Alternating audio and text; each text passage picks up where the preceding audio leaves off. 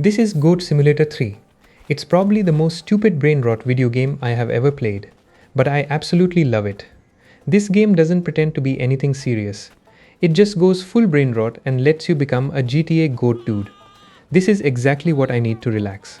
I work 40 hours a week, and lately work hasn't been that much interesting. After work, I need something relaxing that does not have a purpose. Stupid games like Goat Simulator 3 takes care of that itch. I can enjoy without caring absolutely anything at all. It lets me be drunk without having to touch alcohol. Modern games have evolved a lot. We have top tier motion tracking, animations, lighting, peak story writing, and whatnot.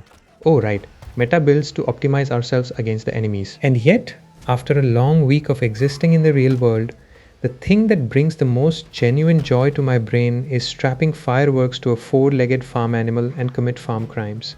The animal equivalent of war crimes. We have spent the last decade watching video games grow up. They have become absolute cinema, competitive arenas, and massive platforms designed to keep our attention locked in for months. Somewhere along the road, gaming occasionally forgot one fundamental truth. Sometimes, the most fun you can possibly have is just messing around with a world full of nonsense. Think about how many games demand your undivided respect. You boot up a new release and within 30 minutes you're looking at an inventory menu with 4 different rarity tiers of leather boots.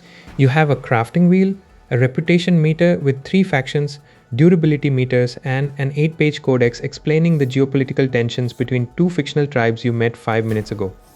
I love deep worlds and well-designed mechanics, but when every single game insists on being an 80-hour epic, gaming starts to feel suspiciously like a second shift at an unpaid internship. We calculate optimal gear builds, chase map completion percentages, and worry about making the wrong dialogue choice 3 hours back.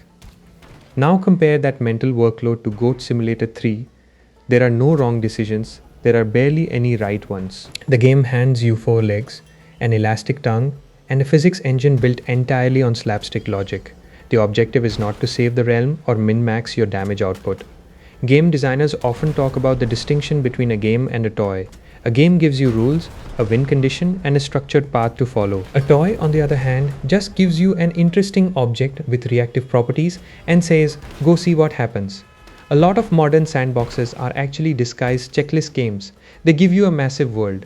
But the moment you step outside the intended quest boundaries, the illusion breaks. You hit invisible walls, missions fail for abandoning the objective, or the environment is entirely static.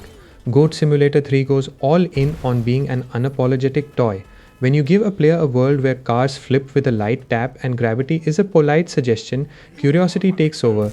You're not exploring because a golden waypoint told you there is an epic chest on top of the hill. You climb the hill because there is a giant boulder at the top, a crowd of people at the bottom, and your brain wonders if a headbutt will bowl everyone into the ocean.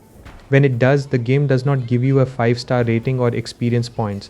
It just lets the ridiculous chain reaction play out. There is also a massive difference between a broken game and a game with intentional jank. When a serious narrative game glitches out, it breaks your immersion. A character T-posing through an emotional funeral scene ruins the moment, because the game is taking itself dead seriously. In a slapstick sandbox, physics glitches are the entire comedic engine. The developers understand that human beings find unpredictable momentum inherently funny. It is the digital equivalent of classic silent-era slapstick, but with horns and an unnervingly sticky tongue. When you launch your goat, you lose all control. You become a helpless bystander, watching your character bounce down 3 flights of stairs and glance off a police car. In an industry that constantly obsesses over smooth movement curves and motion matching technology, it is refreshing to play a game where the limbs flail like noodles. We rarely talk about games as palate cleansers, but they are essential. Think about the last time you spent 60 hours finishing a massive, intense campaign or grinding competitive ranked matches. Your brain gets exhausted from tracking cooldowns, memorizing map rotations, and sweating over split-second decisions. When you transition from that into a game with 0 stakes, it feels like taking off a pair of heavy boots.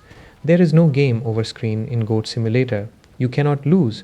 You cannot fail a prompt so badly that the game kicks you back 10 minutes.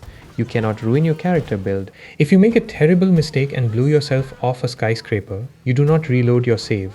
You just fall in hilarious ragdoll physics and get back on all 4 hooves and keep running.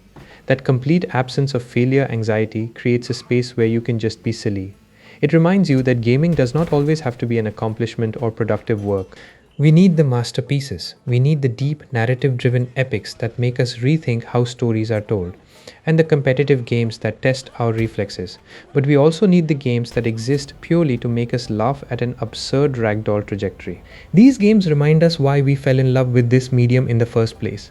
Long before we cared about frame rates, trophy lists, or lore, we just wanted to push a button and watch something unexpected happen. So, next time you feel gaming burnout creeping in, put down the epic, pick up the goat, throw physics out the window, and give yourself permission to just play something completely, wonderfully stupid.